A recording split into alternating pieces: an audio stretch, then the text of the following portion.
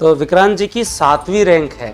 जब तैयारी प्रारंभ की थी तब कभी रैंक के बारे में सोचा था?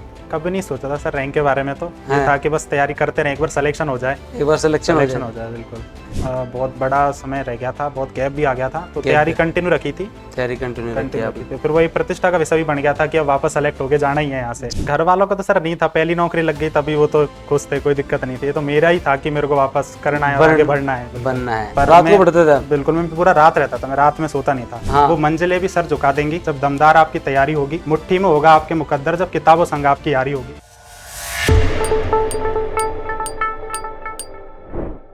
नमस्कार, राम राम। आपका स्वागत है बूस्टर एकेडमी पे एक बार फिर, क्योंकि ईओआरओ के रिजल्ट जो हैं वो वैसे ही शानदार रहे हैं और टॉपर से आप मिलते जा रहे हैं। तो आज इसी कड़ी के अंदर जो वो हमारे साथ एक ऐसे व्यक्ति हैं जो बहुत कम उम्र में 23-24 साल की उम्र में ग्राम विकास अधिकारी से लेकर राजस्व अधिकारी तक का उन्होंने जो अपना जीवन जो है वो जो आगे जो बढ़ाया है। अगर हम लोग बात करें तो विक्रांत शर्मा जी हैं और रैंक जो है वो सर की जो 7वीं है। तो पहले तो आपको बहुत बहुत शुभकामनाएं। बहुत बहुत सर। तो कैसी फीलिंग आ रही है? बहुत अच्छा लग रहा है सर। बहुत अच्छा लग रहा है, वीडियो से डायरेक्ट आरोप। बिल्कुल सर। तो अभी आपकी ट्रेनिंग चल रही है, तो ट्रेनिंग में कितना एंजॉय कर रहे हो? ट्रेनिंग में सर एंजॉय हो रहा है मोस्टली एंजॉय, सारे ग्रुप बन गए, अच्छे दोस्ती होगी सबसे? बिल्कुल सर, बिल्कुल एंजॉय कर रहे हो, वापस हॉस्टल लाइफ आ गई है। बिल्कुल सर। और तो अगर हम बातचीत स्टार्ट करते हैं, सर आप बेसिकली रहने वाले कहाँ के हैं? सर मैं दौसा जिले के महवा कस्बे का रहने वाला हूँ। मेरी स्कूलिंग भी वहीं से कंप्लीट हुई है, दौसा से हुई है? जी सर। और ग्रेजुएशन में मैंने बीएससी किया है जयपुर महाराजा कॉलेज से। 2021 में मेरी ग्रेजुएशन कंप्लीट हुई थी और उसके बाद फिर मैंने आरएस की तैयारी मतलब करने स्टार्ट कर दिया था। तो ये सफर आरओ तक या आगे आरएस तक? आरएस तक का है सर। अभी है, आरएस का इच्छा है? बिल्कुल सर। बहुत बढ़िया। अभी उम्र भी है तो फिर इच्छाएं होनी जरूरी है, लाजमी है। और जब वहां तक, वो तो लास्ट है ही। फिर अगर हम बात करें तो राजस्थान के अंदर तो एसडीएम बनना तो सबसे जो है वो टारगेट है ही, अंतिम लक्ष्य। और फिर अगर आप यूपीएससी की तरफ जाएं तो और भी बेहतर है। समय मिला तो आप जरूर तैयारी करें। तो विक्रांत जी की 7वीं रैंक है। जब तैयारी प्रारंभ की थी तब कभी रैंक के बारे में सोचा था? कभी नहीं सोचा था सर रैंक के बारे में। तो ये था कि बस तैयारी करते रहे, एक बार सिलेक्शन हो जाए। एक बार सिलेक्शन हो जाए। बिल्कुल। जब आप पहली बार आपने जब पेपर दिया था ईओआरओ का पेपर, फिर रद्द हो गया था, तो पहली बार में आपका डॉक्यूमेंट वेरिफिकेशन था, डीवी कॉल था? जी सर। और फिर बाद में पेपर रद्द हुआ, बिल्कुल, क्योंकि उस समय डीवी कॉल करवाना भी बहुत बड़ी बात थी। जब पेपर लीक में डीवी कॉल होता है तो बहुत ही चिन्हित लोगों का होता है, पढ़ने वालों का। तो उसके बाद आपने जो वापस तैयारी की और तैयारी करके, और एक प्रेशर था कि वापस? बहुत प्रेशर था वो सर। मतलब ये था कि मैं वीडियो लग चुका था। 2023 में मेरी ज्वाइनिंग हो गई थी और उस समय ही था ये पेपर भी। पहला जो पेपर था 2023 में ही था। तो मैंने शुरुआत में ही कुछ समय के लिए छुट्टियां ली थी। मैंने थोड़ा एक्सटेंड करवा लिया था मेरा प्रोविजन और तैयारी स्टार्ट की थी। और मेरा सिलेक्शन हो गया था उसमें ईओआरओ में पहली बार में। और डीवी कॉल हुआ था, मेरे अच्छे नंबर थे, 107.32 नंबर थे। और फिर ये था कि चलो सिलेक्शन हो जाएगा शायद, क्योंकि उस समय तक इतना चल नहीं रहा था कि इसमें ऐसा कुछ हुआ है भर्ती में। तो डीवी कॉल, फिर धीरे धीरे जब रद्द हुई थी तो फिर ये हो गया था कि कार्य क्षेत्र में भी सबको पता चल गया था कि भाई इनका तो ईओ में सिलेक्शन हो गया है, तो ईओ जाएंगे। तो जब वो रद्द हुई थी तो बहुत बेकार लगा था। वो 2 साल का समय, मतलब बहुत बड़ा समय रह गया था, बहुत गैप भी आ गया था। तो तैयारी कंटिन्यू रखी थी। फिर वही प्रतिष्ठा का विषय भी बन गया था कि अब वापस सेलेक्ट होके जाना ही है, यहाँ से जाना ही है। और एक चीज ये और है, आप मेहनती हैं, वापस आपने प्रूव किया है। एक बार डीवी, इस बार रैंक 7वीं। लेकिन एक बिना मतलब का ही बर्डन आ जाता है कि वापस करके दिखाना है। मैं तो यही चाहता हूँ कि पहले तो आपको बहुत धन्यवाद देना चाह रहा हूँ कि आपने प्लेटफॉर्म पर आने का मौका दिया। और बहुत अच्छा लगता है सर कि हमारी सफलता किसी के लिए प्रेरणा बन जाए, तो वो बहुत अच्छी बात है सर। अच्छी बात है। और मेरा इसलिए भी जो है वो विक्रांत जी से है कि मैं भी कुछ जो है वो वीडियो रहा हूँ, ठीक है। ग्राम विकास अधिकारी के रूप में मैंने भी जो है वो 2 साल नौकरी की है। तो वीडियो के बाद आप यहाँ तक आते हैं तो ये एक बहुत बड़ी बात है, क्योंकि लोग नौकरी के बाद संतुष्ट हो जाते हैं। अगर हम लोग बात करें आपके, मैं कुछ चीज़ें आपसे जो पूछना चाहूँगा कि तैयारी के दौरान सोशल मीडिया से दूरी? सोशल मीडिया से सर बिल्कुल दूर ही रही थी। हाँ, और रहनी भी चाहिए, क्योंकि बहुत कम समय मिलता था जॉब के साथ। तो अगर हम उसमें इन सब चीज़ों में लगे रहेंगे तो पढ़ाई के लिए समय ही बहुत कम मिलता था, कम मिलेगा। तो बिल्कुल दूरी रखी थी सर। फिर भी मतलब मन नहीं करता था कभी थोड़ा बहुत चला लें? सर ऐसे व्हाट्सएप वगैरह और ऐसे कुछ छोटी मोटी अपडेट तो चलती रहती थी, पर ऐसा ज़्यादा दूरी रखी उन सब चीज़ों से, सोशल मीडिया। इतनी कम उम्र में अधिकारी लग जाना, आपके ऊपर अपनी खुद की आकांक्षाओं का एक था, लेकिन घर वालों का तो कोई बर्डन नहीं था? घर वालों का तो सर नहीं था, पहली नौकरी लग गई तभी वो तो खुश थे, कोई दिक्कत नहीं थी। ये तो मेरा ही था कि मेरे को वापस करना है और आगे बढ़ना है, बनना है। बाकी सपोर्ट तो सर बिल्कुल रहा था उनका, माता पिता का तो पूरा सपोर्ट ही रहा था। हाँ ये तो है ही, और माता पिता का तो सपोर्ट जो है वो हमेशा से रहता ही है, और घर वाले तो जो है वो मोटिवेट करते ही हैं। सबसे पहले रिजल्ट किसको बताया? पेरेंट्स सर साथ में ही थे, मम्मी पापा वहीं बैठे हुए थे उस दिन। ओके। और रिजल्ट भी शायद 1-2 बजे के समथिंग आया था। हाँ 1-2 बजे। तो उनको ही सबसे पहले बताया था, बहुत खुशी हुई थी सर। पहले तो रिजल्ट देखा था 2-3 बार, तो कंफर्म किया था कि भाई हो गया कि नहीं हुआ, मैंने खुद ने फिर उनको बताया था, तो बहुत खुशी हुई थी उनको। मेरी 3 सिस्टर हैं, मैं सबसे छोटा हूँ। तो इस रक्षाबंधन तो फिर अलग ही माहौल था। बिल्कुल सर। है ये तो एक अलग ही होता है ना, क्योंकि सिलेक्शन के बाद का रक्षाबंधन तो बहनों पे जो अलग ही उम्मीदें होती है। बिल्कुल सर। तो और खुशी भी अलग होती है। जी सर। अच्छा होता है कि उसके भाई का जितना नाम हो उतना ही सुकून उन्हें मिलता ही होता ही है सर। बिल्कुल, मैं जयपुर में रहता था तो मेरी सिस्टर से मेरे साथ रहती थी, तो उनका पढ़ाई में बहुत योगदान रहा था। वो एज ए मतलब पेरेंट्स से ट्रीट करती हैं, बड़ी बहनें होती है, वो एक तरीके की माता पिता ही होती है। माता पिता ही होते हैं। तो उनका हमेशा से उनके साथ ही पढ़ा हूँ, तो उनका तो बहुत बड़ा योगदान रहा ही है। मेरे तो छोटी बहन थी तैयारी के दौरान, वही सारे दिन जो मेरे साथ जो आरएस की तैयारी के दौरान मेरे को खूब मतलब हेल्प करना, मोटिवेट करना, सारी चीजें। तो जब परिवार का कोई व्यक्ति साथ लग के आपको तैयारी करवाता है ना, तो एक चीजें सरल हो जाती है। परिवार का व्यक्ति साथ है ना, तो आपको ये नहीं सोचना कि होगा नहीं होगा क्या होगा, क्योंकि उस तरफ ध्यान ही नहीं जाएगा। या तो पढ़ोगे या आप घरेलू बात करो, स्ट्रेस भी आएगा तो उनके साथ बैठ के बात कर लो, तो रिलीज हो जाएगा, भी दूर हो जाती है। अब हम जो आगे अगर चर्चा करें तो आपकी तैयारी के अंदर जो है वो माता पिता की भूमिका सर सबसे ज्यादा उन्हीं की भूमिका रही थी, क्योंकि जैसे कि मैं बोल रहा, मैं जॉब में था तो जॉब के साथ ही तैयारी करता था। तो जैसे सुबह जॉब पे जाना, तो फिर रात में ही पढ़ता था। मेरी जो पूरी तैयारी थी वो रात में होती थी। जैसे सुबह शाम को 6 बजे बैठा, सुबह 4 या 5 बजे तक रहता था। तो मम्मी पापा का पूरा योगदान था। बीच में कभी चाय कॉफी वगैरह के लिए वही रात में आ जाते थे, दे दिया। मेरे को तो कुछ काम ही नहीं करना पड़ता। कितने घंटे पढ़ लेते थे? मेरा सर ये रहता था कि मतलब मैं 12 घंटे का टारगेट सेट करता था। जैसे मुझे 6 बजे बैठना है तो मैं सुबह 6 का टारगेट रखता था कि मुझे सुबह 6 तक पढ़ना है। उसमें प्रोडक्टिव टाइम पूरा 12 घंटे का नहीं था, प्रोडक्टिव टाइम कम ही निकल के आता था। रात को पढ़ते थे? बिल्कुल, मैं पूरा रात रहता था, मैं रात में सोता नहीं था। 6 या 5 बजे तक मैं पढ़ लिया, 6 बजे तक पढ़ लिया। सुबह आरती बोली तो मम्मी पापा जगते थे उस समय, वो चाय पीते थे, उनके साथ चाय पी के फिर सोता था। एक बार जो लोग जॉब में, उनसे मेरा यही निवेदन है कि एक बार जब आप सिलेबस कर लें तो आपको लास्ट में एग्जाम से पहले 2-3 महीने छुट्टियां ले लेनी चाहिए सर, क्योंकि वर्कलोड नहीं रहता टाइम का, आप थोड़ा सा अच्छे से मैनेज कर सकते। ऑफिस की टेंशन नहीं रहती ना। बिल्कुल सर। लेकिन नहीं, अगर आप छुट्टियां नहीं ले रही तो एनी टाइम एक बर्डन तो रहता है। सर वीडियो में तो जरूरी है ये सब चीजें, क्योंकि पूरी पंचायत आपके भरोसे। 24 घंटे की नौकरी एक तरीके से, कभी भी कुछ भी हो सकता है। तो आपने छुट्टियां ली और उसका लाभ मिलता ही। और मैं जितने भी सिलेक्टेड से मिला हूं ना, जो पहले से किसी नौकरी में है, वो यही कहते हैं कि सर लास्ट में छुट्टियां ले लो, पर छुट्टियां तब लो जब एक बार सिलेबस कर लो। उसके साथ साथ आपकी पोस्टिंग महुआ ही थी। महुआ पंचायत समिति में ही था सर। तो ग्राम सेवक की नौकरी कैसे लगी आपको? ग्राम विकास अधिकारी? ग्राम विकास अधिकारी की नौकरी सर बहुत बढ़िया है, इससे तो कोई दिक्कत नहीं है। पर ये है कि अगर अपनी महत्वाकांक्षा है आगे बढ़ने की तो जाना चाहिए। बाकी नौकरी वो भी बढ़िया है, उसमें भी आपको एक पूरा गांव का प्रशासन के हेड होते हुआ, और अब जैसे हम ईओआरओ में आए सेम उसी तरीके से वीडियो भी होता है। शैली दोनों की एक जैसी है। वहाँ पे आप पंचायत के सचिव हो, यहाँ पे आके आप शहर के सचिव बनने जा रहे हो। बस क्षेत्र बढ़ जाता है। क्षेत्र बढ़ जाता है। प्रकृति जो है जॉब की वो एक जैसी है। वहाँ पे दायरा थोड़ा सा कम है, यहाँ दायरा जो है वो बढ़ जाता है। और उसके साथ साथ मतलब अभी बच्चे क्या 2 तारीख को वीडियो का पेपर दे रहे हैं, तो उनके लिए कोई 2 टिप्स यही है कि पढ़ते रहो, बिल्कुल मोटिवेट रहो। इको सर्वे पढ़ जाओ। बिल्कुल, इको सर्वे तो पढ़ के जाना है। इको सर्वे है, और राजस्थान जी के तो विशेष रूप से होनी चाहिए, वो तो की है किसी भी एग्जाम को पास करने के लिए राजस्थान के लिए। इस बार तो वैकेंसी वैसे छोटी है, लेकिन ठीक है, अपनी मेहनत करो। पद से कोई फर्क नहीं पड़ता कितने पद होते हैं, यहाँ 110 पदों के अंदर सिलेक्शन। तो आपका ईओ और आरओ के अंदर आपकी प्रेफरेंस शुरू से ये थी कि आरओ बनना? ये जब ये वैकेंसी आई थी उस समय ईओ आरओ का, तो मुझे पता था कि ईओ के पास क्या होता है और आरओ क्या होता है, क्योंकि मैं उस समय वीडियो बन चुका था। तो मेरे को, लेकिन मेरे दिमाग में यही था कि मुझे अब आरएस की तैयारी करनी है आगे, तो मैं एक ऐसा आरओ मैंने फर्स्ट प्रेफरेंस पे रखा, क्योंकि उसमें मोस्टली डेस्क वर्क रहता है और आप आगे तैयारी कर सकते हैं। फिर ये भी चीज है कि जैसे ईओ और आरओ, इसमें कोई मेजर डिफरेंस होता नहीं है। कैडर दोनों का सेम ही होता है, आरएमएस राजस्थान म्युनिसिपल सर्विस। हमको भी यहीं पे आगे पता चला है कि हमारा कोई कैडर भी होता है, वरना हमको भी नहीं पता था इन सब चीजों का। यही है कि अगर आपको आगे पढ़ना है तो आप आरओ रख सकते हो फर्स्ट प्रेफरेंस पे, और ईओ जो होता है वो बेसिकली एचओडी होता है, हेड ऑफ डिपार्टमेंट। तो वहाँ पे थोड़ा सा आपको पढ़ाई के लिए समय निकालने में थोड़ी दिक्कत रहती है। जो भी मतलब स्टूडेंट तैयारी कर रहे हैं आगे, उनसे भी ये कहना चाहूंगा कि आप ये समझ के तैयारी करो कि आप आरएमएस सर्विस के लिए तैयारी कर रहे हो। ईओ या आरओ मत सोचो कुछ भी, क्योंकि ये सिस्टम तय करेगा कि आपको किस पद पे भेजना है, एज ए ईओ या एज ए आरओ। मतलब और ये भी है सर, ग्रेड पे भी ज्यादा है आरओ की। मैं चाहता हूँ अब इस वीडियो के बाद आरओ में कंपटीशन बढ़े। सही बात है। वैसे मैं तो दोनों का ही जो मेरा तो पूरा सम्मान है, दोनों ही अधिकारी जो है वो बहुत अच्छे स्तर के अधिकारी हैं, और दोनों ही नौकरी अपने आप में बेहतर है। अब किसको कैसी नौकरी करनी है, जैसे आरएस में हम देखते हैं तो बहुत सारे लोगों की अकाउंट सर्विस प्रेफरेंस होती है, बहुत सारे लोगों की जो तहसीलदार सेवा प्रेफरेंस होती है। तो वो जिस व्यक्ति का जो नेचर होता है ना, उस तरीके से बहुत सारे लोग एसडीएम पहले प्रेफरेंस भरते हैं, कुछ लोग डिप्टी भी भरते हैं, है ना, जिनको पुलिस सेवा में जाना होता है। वैसे तो एसडीएम ही पहले पहली प्रेफरेंस होती है, और हर बैच में एक दो जो है वो सिलेक्टेड होते हैं जिनकी पहली प्रेफरेंस ही आरपीएस होती है। सेकंड,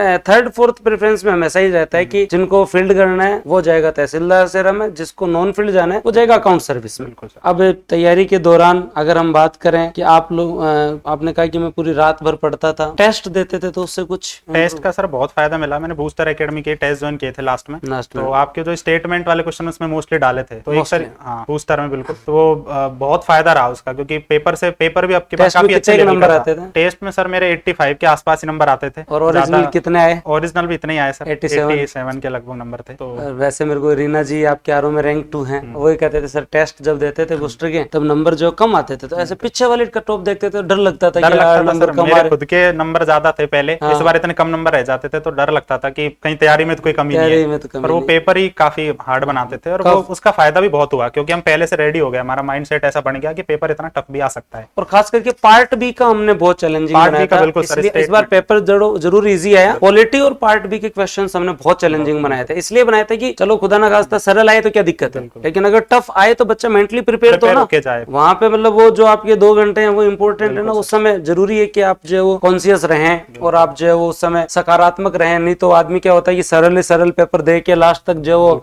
सरलता का आदी हो जाता है। और इस बार पेपर अच्छा ही आया था, करंट अफेयर थोड़ा सा आपके लिए उस समय चुनौतीपूर्ण रहा था। हाँ सर बिल्कुल, उसमें भी स्टेटमेंट वाले अच्छे क्वेश्चन आए थे, पर वो सबके लिए चैलेंजिंग रहता है सर, अपने लिए तो उसका अपन को नहीं सोचना। तो कट ऑफ में आप जैसे पिछली बार 107 नंबर थे, इस बार 87 नंबर थे, तो बैठे बैठे लगा नहीं 20 नंबर कम हो गया? बिल्कुल लगा था सर, मैं मतलब घर पे बात करते रहते थे, सिस्टर वगैरह है, मम्मी पापा से बात करता था तो वो कहते थे मुश्किल ही होगा, 20 नंबर कम हो गए। पर जब धीरे धीरे जैसे पिछली बार में सेलेक्ट था, तो पिछले जो बार जो सिलेक्टेड कैंडिडेट थे उनसे भी संपर्क था मेरा, तो सबसे बात की तो पता चला कि सबके इतने ही नंबर आ रहे हैं, तो पेपर मतलब टफ तो था। ऑनलाइन एजुकेशन के बारे में आपकी क्या राय है? मैं तो सर पूरी तरीके से ऑनलाइन के बाद ही यहाँ बैठा हूँ, क्योंकि मैं तो ऑनलाइन ही मतलब बहुत इंपॉर्टेंट है कि आप सारी चीजों को घर बैठे सीख सकते हो, देख सकते हो, आपका टाइम वेस्ट नहीं होगा, ये सब चीजें, और सेल्फ के लिए भी आप अच्छे से अच्छा टाइम रिवीजन कर लेते हो, आप टेस्ट दे लेते हो, आपको जब आपकी सहूलियत रही उस समय आपने टेस्ट दे लिया। जैसे मैं अगर आपकी बात करूं तो जो जैसे आपने बताया अनअकैडमी वाले टाइम में आपने क्लासेस ली थी, उस समय आप जो पहली बार जुड़े थे, उस समय तो बूस्टर बना भी नहीं था, उनको मैंने उस समय ही नगर पालिका अधिनियम पूरा पढ़ाया था,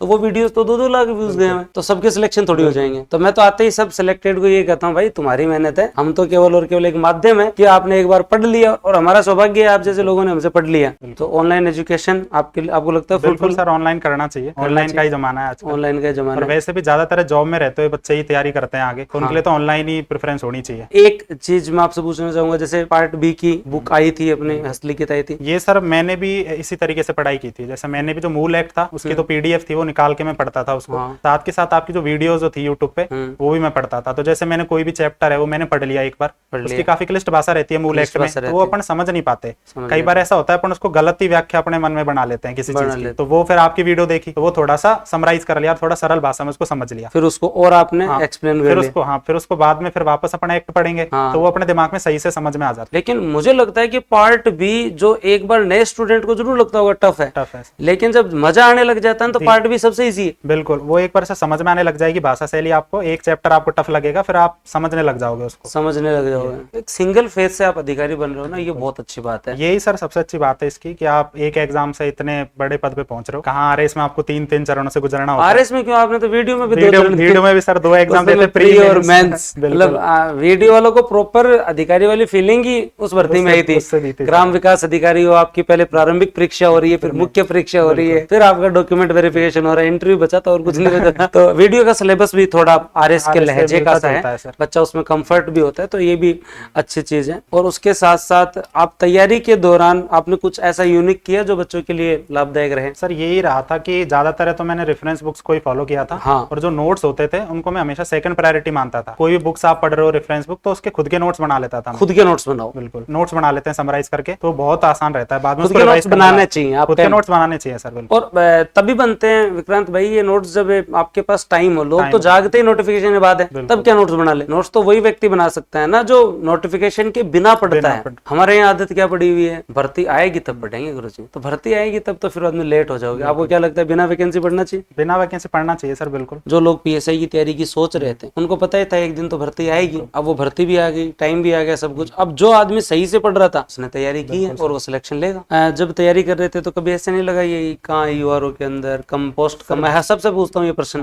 क्योंकि बच्चे का सबसे पहला प्रश्न यही है, कम भर्ती है, मेरा होगा या नहीं होगा। सर मेरा भी जब शुरुआत में वैकेंसी आई थी तो ये डर तो था कि बहुत कम वैकेंसी है, लेकिन मैंने कभी सोचा ही नहीं इसके बारे में। और मैं बताऊं, मेरा जो पहला जो पेपर हो गया था शुरुआती समय में, मेरे को ये भी नहीं पता था कि हमारी खुद की सीट कितनी है, जनरल की, ओबीसी की। ये देखनी नहीं चाहिए, देखनी नहीं चाहिए, मैंने देखी भी नहीं थी। और मैं तो 110 में जनरल ओबीसी देखने लग जाए तो आदमी पढ़े ही नहीं कि हमारी कितनी है, मैं तो बस पढ़ रहा था। और ये एकदम सही बात कही कि आप है ना जाके उस नोटिफिकेशन में ये मत देखो कितनी पोस्ट है आपके, जो कैटेगरी में कितनी है, मेल कितनी है, फीमेल कितनी, तो आदमी पढ़े ही नहीं। सर बिल्कुल ऐसा थोड़ी 2-4 पोस्ट कर देनी चाहिए, क्योंकि हम जैसे ही सेलेक्ट होंगे, कोई और नहीं आएगा बाहर से। हम तो 2 बार हुए हैं सर। अगर मैं सोशल मीडिया से दूरी, सर सोशल मीडिया से तो डेफिनेटली दूरी रखनी चाहिए, उसके बिना उसमें अगर आप ज्यादा इन्वॉल्व हो जाओगे तो पढ़ ही नहीं पाओगे। ज्यादातर आजकल यही हो रहा है, बच्चों के देखते हैं अपन फोन में लगे रहते हैं, रील्स वगैरह में, पढ़ने में मन लगता ही नहीं है। वो 1 घंटे भी सिटिंग नहीं रख सकते अपनी खुद की। पढ़ने के लिए तो कम से कम आपको 8-8 घंटे तो मतलब मेरे को लगता है मिनिमम पढ़ने ही पड़ेंगे, 6 से 8 घंटे तो आपको प्रतिदिन समय निकालना ही पड़ेगा। तो खुद पे कंट्रोल होगा तभी, त्याग तो करना पड़ेगा ना। बिल्कुल करना पड़ेगा सर। और ये भी है सर, जैसे आप बच्चे ज्यादातर लोग हैं नोट्स के प्रति भागते हैं, जैसे अलग अलग नोट्स आते हैं, नोट्स ये। अब आप देखते हो सर, कोई भी टॉपिक है, जैसे अब राजस्थान हिस्ट्री का उठा लेते हैं अपन, कोई पूरा पाषाण वाले जो टॉपिक काफी क्लिष्ट टॉपिक होते हैं, अब उसमें हम नोट्स में देखते हैं 4 पन्नों में नोट्स को समराइज करके दे देते हैं। वो मोस्टली नोट्स में ये भी होता है कि जैसे प्रीवियस पेपर में जो क्वेश्चन आए वो सबसे पहले इंक्लूड करते हैं, देखते लगता है ये सबसे पहले उनकी तरफ भागता है कि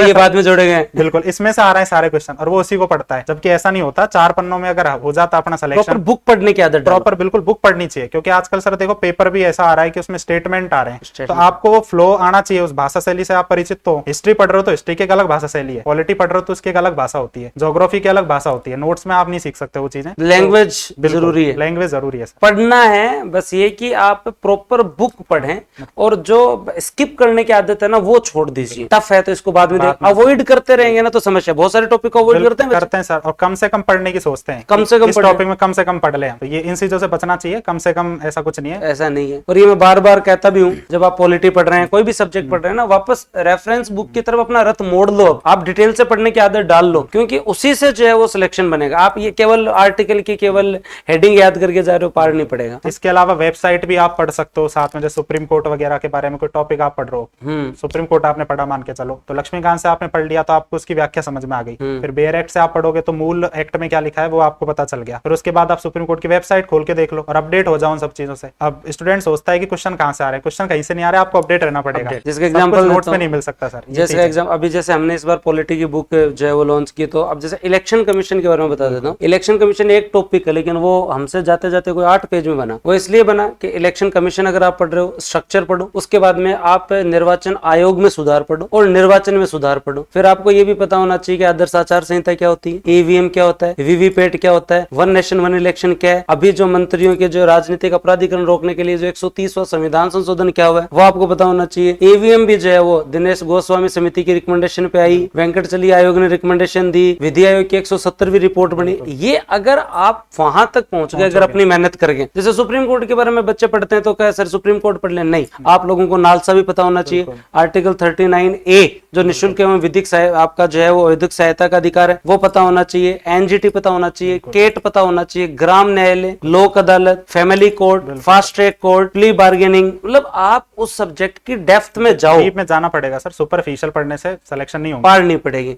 और इतनी मेहनत जब आप जाके करोगे ना तब जाके आप में कॉन्फिडेंस आएगा। तो डेप्थ में अब जैसे आर्टिकल 16 भी पढ़ रहे हो आप, तो आपको काका कालेकर आयोग पता होना चाहिए, मंडल आयोग पता होना चाहिए, इंदिरा साहनी वाद पता होना चाहिए, 77वार ये जितने संविधान संशोधन में पता होना चाहिए। प्रॉपर पता तो होना चाहिए ना कि ये जो आरक्षण ईडब्ल्यूएस तक आप पहुंच रहे हो तो इसका चेन कैसे बना। अब बच्चों बस आधारभूत ढांचा केवल जो है वो केशवानंद भारतीवाद पढ़ लिया, अब ऐसे मतलब उससे काम नहीं चलेगा। आपको प्रॉपर पता होना चाहिए कि उसकी मेन आधार क्या रहा है, पहला संविधान संशोधन क्या हुआ, चौथा क्या हुआ, 17वां क्या हुआ, तब जाके वो बता। आप अपनी तरफ से ये सोचना चाहिए आपको एग्जामिनर की तरह कि इसमें अगर ऐसा प्रश्न बन गया तो और कैसा प्रश्न बन सकते हैं। आप सोचते थे कभी कभी? सोचता था सर, मैं तो हमेशा ये रखता। क्वेश्चन फॉर्मेटिंग चलनी चाहिए दिमाग में, चलनी चाहिए सर। पढ़ते समय अगर क्वेश्चन फॉर्मेटिंग नहीं चल रही मतलब आप पढ़ ही नहीं रहे हैं, वो क्या क्यों, वो सब चीजें दिमाग में आनी चाहिए और वो जवाब भी ढूंढने चाहिए, आप जवाब ढूंढने चाहिए, ये तो रहना चाहिए। पिछली बार ऐसा प्रश्न पूछ रहे, इस बार अगर इसमें पूछ लिया गया तो क्या होगा। हमारी क्या प्रवृत्ति बन गई कि हम स्टेट पॉलिटी में तो सारे फैक्ट याद करते हैं जो व्यक्ति से संबंधित फैक्ट हैं। हम राज्यपाल का क्रम, सीएम का क्रम, विधानसभा अध्यक्ष, जैसे इंडियन पॉलिटी पढ़ते हैं तो हम आर्टिकल याद करते हैं। अब हमें पीएम का क्रम नहीं याद, राष्ट्रपति का नहीं है, वाइस प्रेसिडेंट का नहीं है, लीडर ऑफ अपोजिशन का नहीं है। अब वो पूछ लेंगे क्वेश्चन। अभी एक पेपर में पूछा था आपके जो है वो डिप्टी पीएम और पीएम का जो मिलान करवा लिया था। बिल्कुल करवाते हैं सर, अपने आरपीएससी में भी काफी ट्रेंड चल रहा है। तो मेरा तो ये मानना है, और मैं तो यही कहता हूँ इनको बार बार कि जितना डिटेल से पढ़ोगे ना उतना उसमें रिस्क जोन कम हो जाएगा। विक्रांत जी की बहुत अच्छी बातें विक्रांत जी ने बताई, और मैं तो आशा करता हूँ आने वाले टाइम में जो है वो इनको जैसे समय मिले तो आपके लिए समय निकालेंगे, और छोटा मोटा जो कोई रूल कोई योजना जब आप इम्प्लीमेंट करो और जब आपको बैठ जाए दिमाग में तो आके आप हमारे स्टूडेंट को जरूर बताना, जरूर बताएंगे। इनको मार्गदर्शन में रखना है, क्योंकि सिलेक्शन के बाद जिम्मेदारी बढ़ जाती है। पार्ट बी को जब हम नगर पालिका अधिनियम को जब हम पढ़ते हैं, शुरुआती दौर में थोड़ा सा क्लिष्टता रखता है। इसके अंदर बच्चे का क्या रिदम होना चाहिए कि उसे एक्ट पढ़ के, मैं तो जनरली इनको हमेशा कहता था कि आप एक साथ ऐसे मत करो कि एक्ट पढ़ लो फिर योजना पढ़ोगे, योजना को थोड़ा थोड़ा जोली मूड में कवर कर लो। बिल्कुल सर, मेरे भी यही रहता था। जैसे एक्ट में 9 अध्याय थे, जैसे हमारे 17 अध्याय टोटल 9 अध्याय सिलेबस में थे, और 3 नियम थे उसमें, और बाकी सारी योजनाएं थी। तो योजना तो जो बेसिक एसबीएम वगैरह जो चलती है अपने वो सारी थी। तो एक्ट में भी सर यही है कि एक तो जो मैंने स्ट्रेटजी अपनाई थी कि सबसे पहले एक्ट को पढ़ लेना खुद से, फिर उसके बाद वीडियो देख लेना, और फिर वापस उस एक्ट को अपन पढ़ लेंगे तो समझ में आ जाएगा। अच्छा, थोड़ा इंग्लिश वाला भी देखना चाहिए, इंग्लिश वाला देख लेना चाहिए सर, बिल्कुल। इसके अलावा उसके सर क्वेश्चन भी बहुत इंपॉर्टेंट है, एक्ट के साथ क्वेश्चन करना भी। तो वो, और इससे पहले कभी सिलेबस में भी नहीं था, सब पहली बार ही पढ़े थे सारी चीजें, तो क्वेश्चन भी अपन को बहुत नहीं मिलते हैं। इस बार तो आपकी जो टेस्ट वाले जो क्वेश्चन थे ना, उससे हम जो क्वेश्चन की अलग बुक निकाल के देंगे इनको दिवाली पे। तो लैंग्वेज की तो आप पहले बुक आई हुई थी, क्वेश्चन की अलग तैयार करके हर चैप्टर के स्टेटमेंट वाइज 40-50 क्वेश्चन ही बना देंगे। उससे क्या है, वो और अच्छे से हो जाता है वो चैप्टर। जब हम तो वो लगा लिया, उसने पढ़ लिया, वीडियो देख लिया, रिवीजन कर लिया, और उसका क्वेश्चन देख लो, अगर वो कर ले तो उससे कॉन्फिडेंस आ जाता है। कितना टाइम देते थे जीके को? सर मोस्टली जैसे मैं आरएस की तैयारी करता आ रहा था, जीके मेरी ठीक ही थी, पर पॉलिटी में मैंने बहुत विशेष फोकस किया, क्योंकि मेरे अंदर पहले से ये था, आरएस प्री हुआ था, इंटरेस्ट आता है ना पॉलिटी में, मजा आता है। बिल्कुल, उससे थोड़ा पहले आरएस प्री भी हुआ था सर फरवरी में, तो पता था कि अब काफी अच्छा लेवल है, मतलब आरपीएससी का समझ गए थे हम। लास्ट में एक एग्जाम को प्रायोरिटी देनी पड़ेगी, क्योंकि हर एग्जाम का नेचर अलग होता है। जब हम मुख्य परीक्षा प्री साथ चल सकते हैं, आरएस प्री किसी भी वैकेंसी के साथ आप कवर कर सकते हो, कोई दिक्कत नहीं। आरएस प्री की तैयारी करो, पीएसआई कर लो, सब कर लो भले साथ में सर, क्योंकि मेंस सारी चीज कवर हो जाती है। राजस्थान जी के तो हम मोस्टली सब जगह पढ़ते ही हैं, थोड़ा इको सर्वे पढ़ना होता है, और मैथमेटिक्स रीजनिंग वगैरह थोड़ा पढ़ लो तो आराम से हो जाता है। और अब बूस्टर के विद्यार्थियों को जो आप 2 बात कहना चाहते हैं, जो आपकी तरफ से इनको मार्गदर्शन देना चाहते हैं, एक संस्था के रूप में आज पूरी एकेडमी बहुत अच्छा प्रयास कर रही है। आज कहीं से भी आपने नेगेटिव फीडबैक नहीं सुना होगा। बिल्कुल सर। और पूरे जो है वो ईओ के रिजल्ट हमारे गांव डाणी तक पहुंचे हैं, और अब जो है वो हम अच्छी मेहनत कर रहे हैं। तो बूस्टर के विद्यार्थियों को आप जैसे मार्गदर्शन देना चाहते हो, जो 4 बात आप कहना चाहो जरूर बताओ। पहले तो सर यही कहना चाहूंगा कि आपको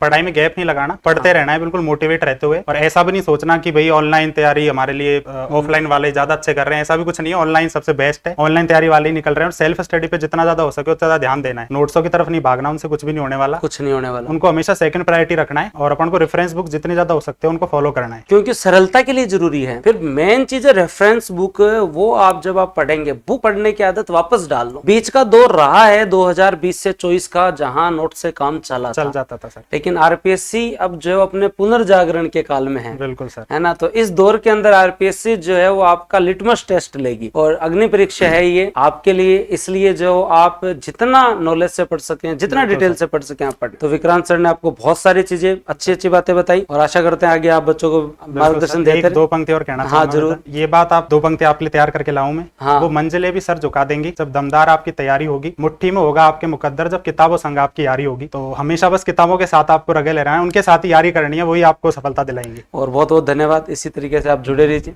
थैंक यू, जय हिंद, राम।